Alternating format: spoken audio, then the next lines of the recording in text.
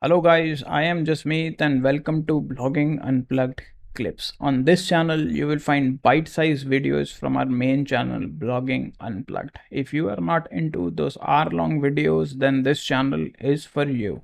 And if you find the content helpful, then make sure to like, subscribe, and turn on the post notification bell. And with that said, let's dive into the video.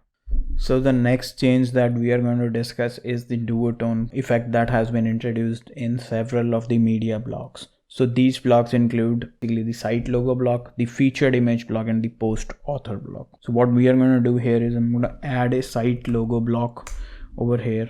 I'm going to select the logo from the media library that I've already uploaded.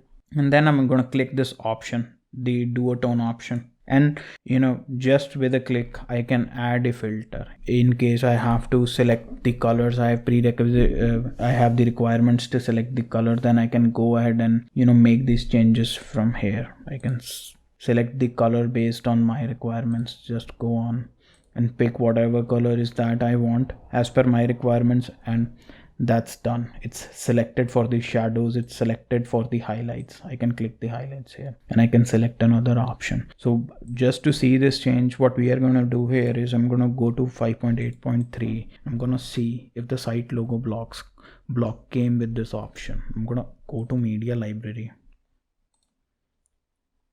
I just don't have a logo here uploaded, but you can see there is no duotone option over here. So that is the change that you will see. So this change again has been introduced in the featured image block, the site logo block, and in the post author block. And with just one click you can add duotone filter. And one thing that you have to keep in mind here is that this change doesn't impact the integrity of the image. The image remains the same, it's just the filter on top. So you don't have to worry about the image, like it will damage your logo or something like that. No, your logo is going to remain the same. You can remove it later. Now I hope you have found this video helpful, and if you did, then make sure to leave a like and subscribe to this channel. Also, the links to our socials are in the description box below.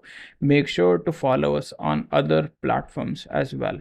And with that said, I will see you in the next video.